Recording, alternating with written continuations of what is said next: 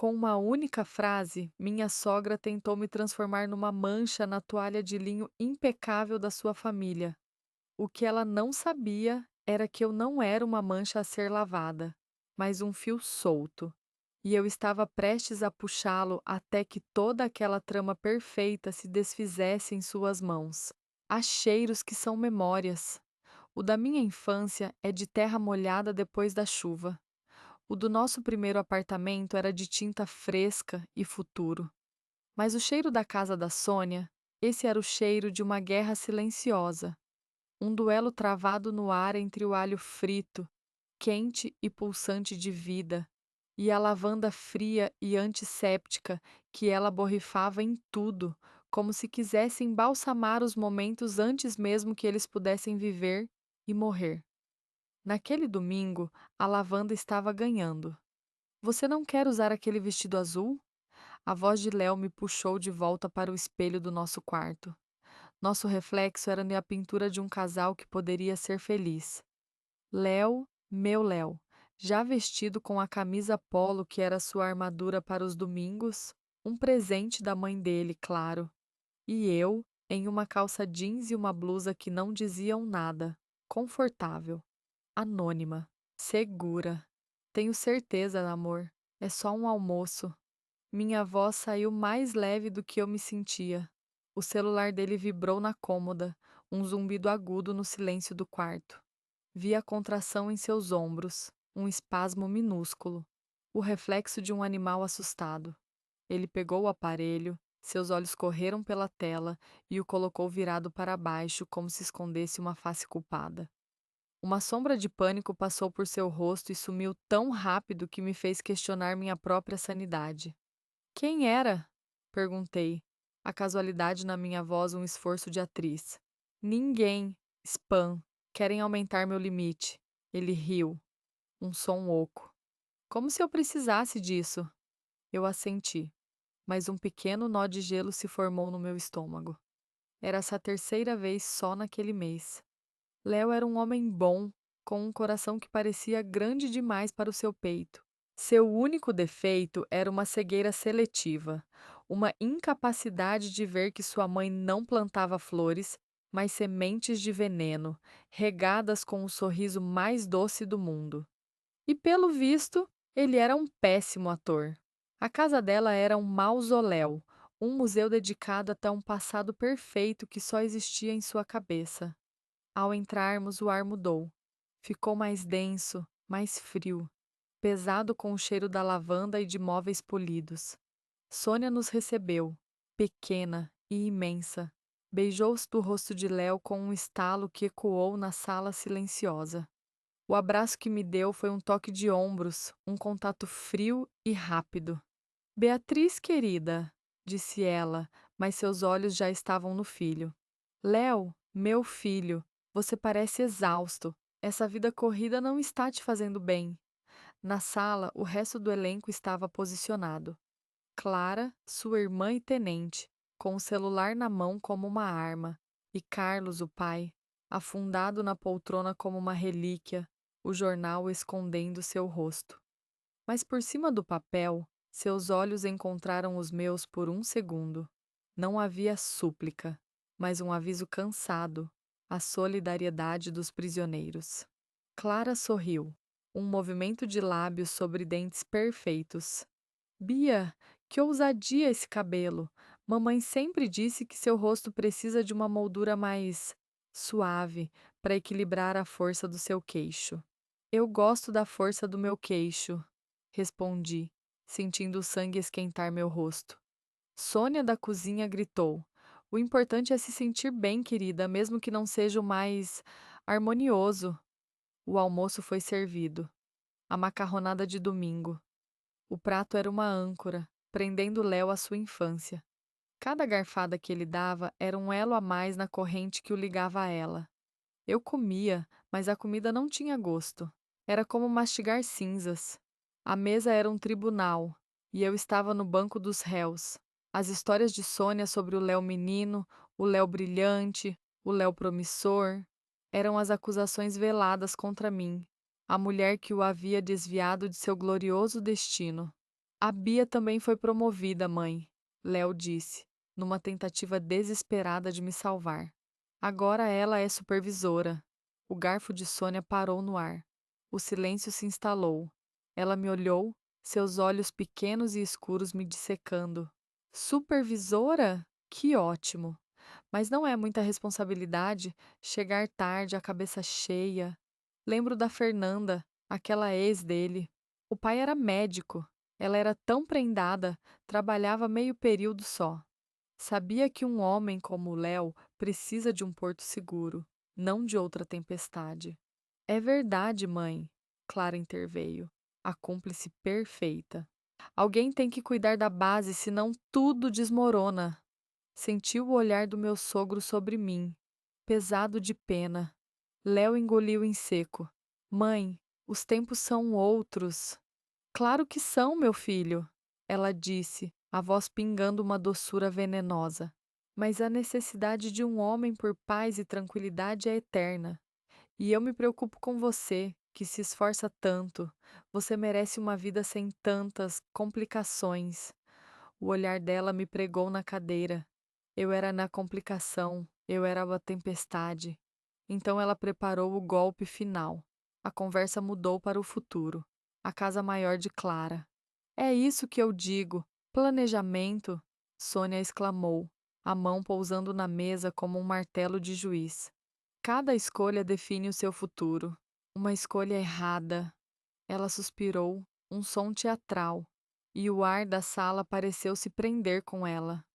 Uma escolha errada pode te desviar do caminho certo para sempre. Léo estava pálido como cera.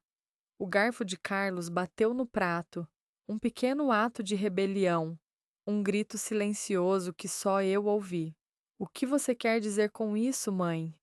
A voz de Léo era um fio tenso. Sônia limpou os lábios com o guardanapo de linho branco. Juntou as mãos. O mundo inteiro pareceu se encolher àquela mesa.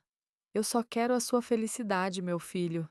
E sendo completamente sincera, ela fez uma pausa, saboreando o poder. Eu acho que você, Beatriz, foi um erro, um desvio no caminho dele. O som do mundo se desligou. O tic-tac do relógio na parede era o único barulho, contando os segundos da minha execução.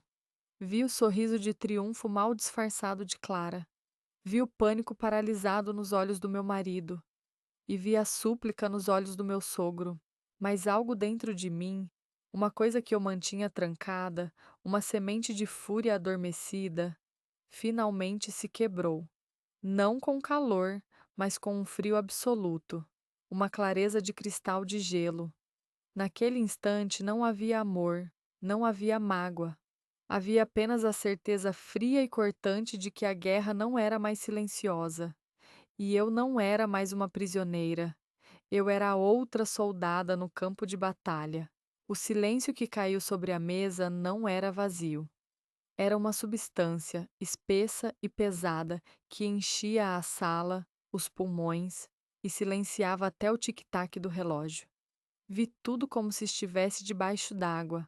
O sorriso satisfeito de Clara se dissolvendo em uma máscara de falsa preocupação, o rosto de Sônia, duro e triunfante como de um general em um campo de batalha conquistado.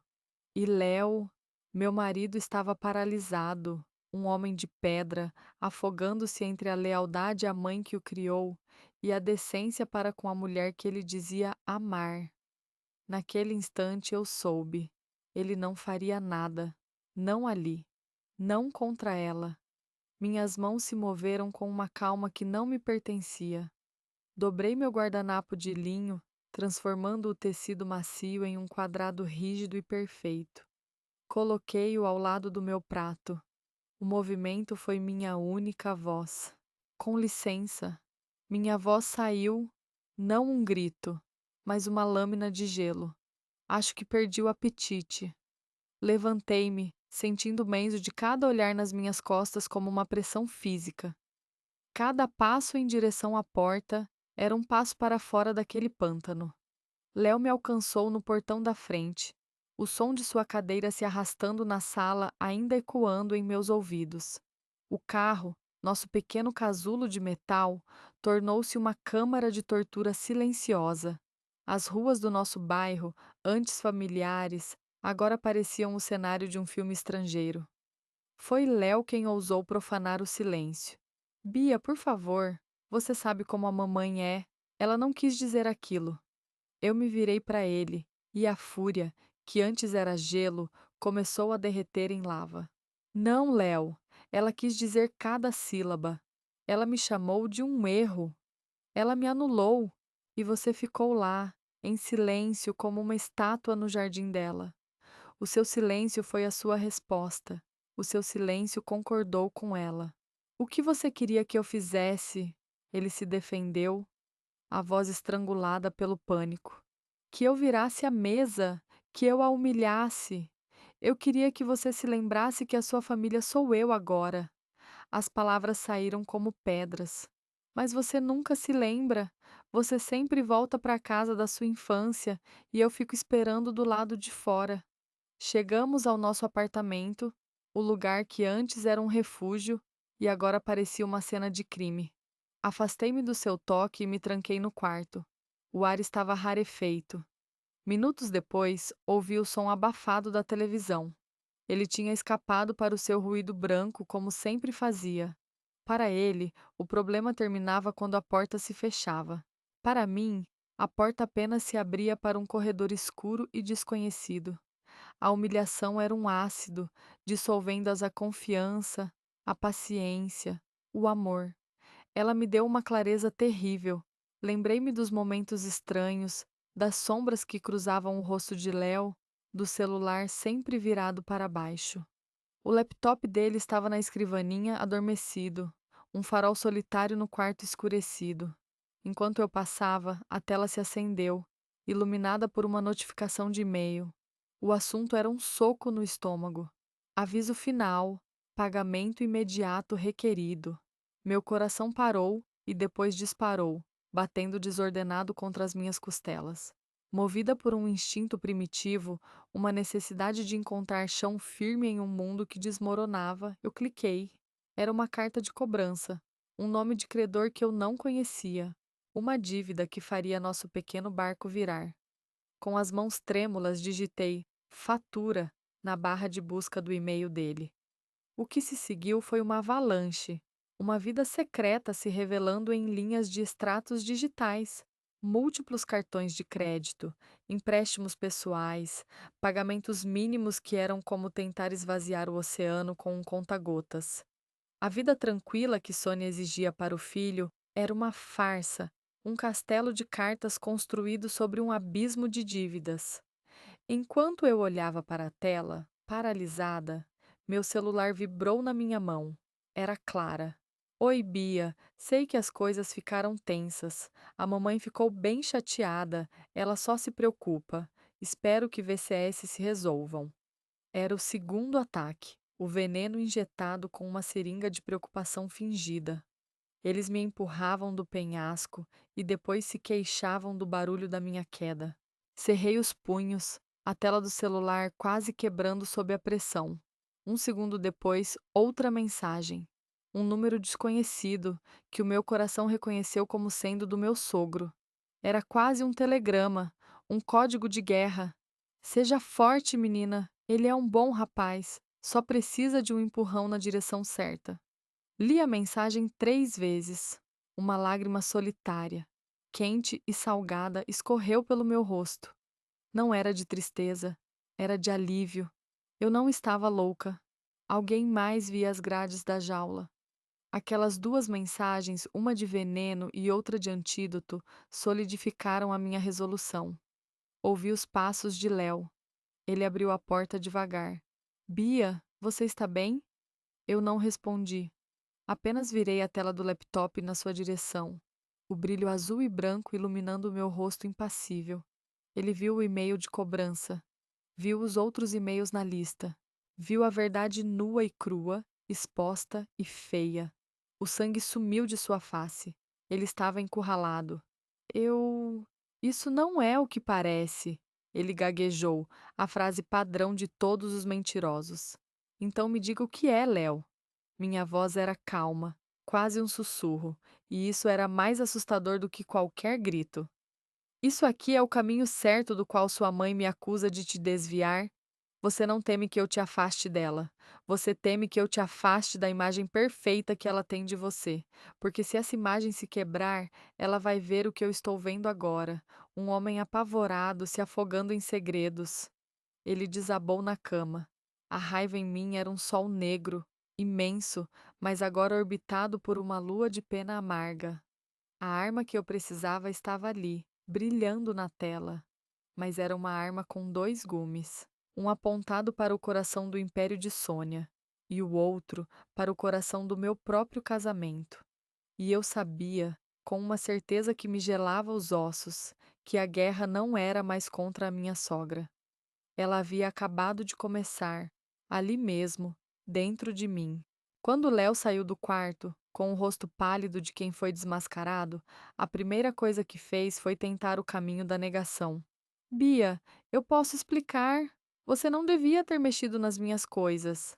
E você não devia ter mentido para mim por anos, retruquei, a minha voz cortante. Essa é a nossa vida, Léo.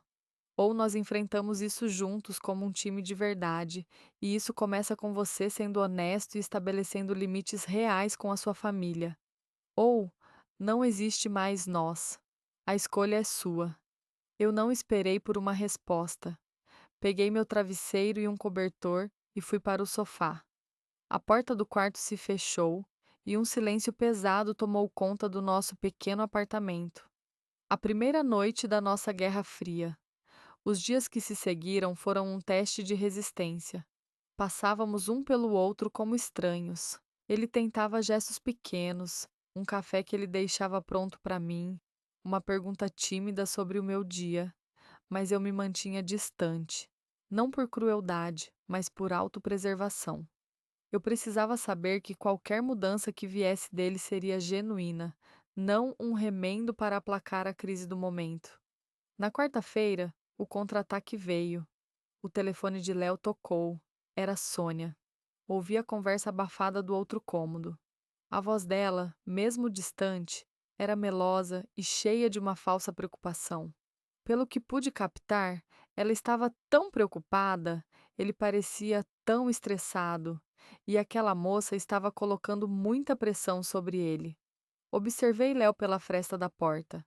Ele ouvia, o rosto tenso, o velho hábito da submissão lutando para voltar. Houve uma longa pausa. Não, mãe, ele disse finalmente, a voz trêmula, mas firme. O problema não sou eu e a Bia. O problema é meu. Preciso resolver. Te ligo outra hora. Ele desligou. Foi uma pequena vitória, mas pareceu um terremoto. Minutos depois, recebi uma mensagem da Clara. A mamãe passou mal depois de falar com Léo. A pressão dela subiu. Espero que você esteja feliz com o que está causando na nossa família. Eu apaguei a mensagem sem responder. A máquina de manipulação estava a todo vapor. Na sexta-feira, quando eu já estava quase perdendo as esperanças, o telefone de Léo tocou de novo. Desta vez, ele atendeu no viva voz para que eu pudesse ouvir. Era Carlos, seu pai. Filho, a voz do meu sogro era grave. Sua mãe me ligou. Ela está sendo ela mesma. Só quero te dizer uma coisa. Eu passei 50 anos com medo de contrariar essa mulher, e tudo o que consegui foi uma vida de silêncio.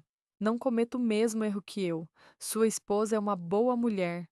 Cuide dela. É só isso. E desligou. Léo olhou para mim, os olhos cheios de lágrimas. Aquele telefonema foi o empurrão que ele precisava, a permissão de um homem quebrado para que ele não se quebrasse também. Naquela noite, ele se sentou no sofá ao meu lado, não para pedir desculpas, mas para fazer um plano. Pela primeira vez, éramos um time. No domingo, voltamos à casa da Sônia. A atmosfera estava carregada. Depois do almoço, Léo pediu a palavra. Ele segurava minha mão por baixo da mesa, sua palma suada, mas firme.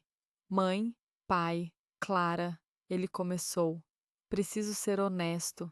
Eu tenho problemas financeiros sérios. Cometi muitos erros, escondi dívidas e menti para Beatriz e para mim mesmo por muito tempo. Sônia olhou para ele, chocada.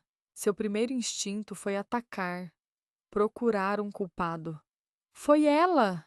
Exclamou, apontando um dedo trêmulo na minha direção. Ela te colocou nessas ideias de grandeza, uma mulher que só pensa em carreira e não cuida do marido. Chega!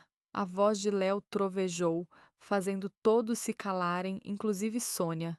Não foi ela, fui eu. Eu tive medo de decepcionar você, mãe.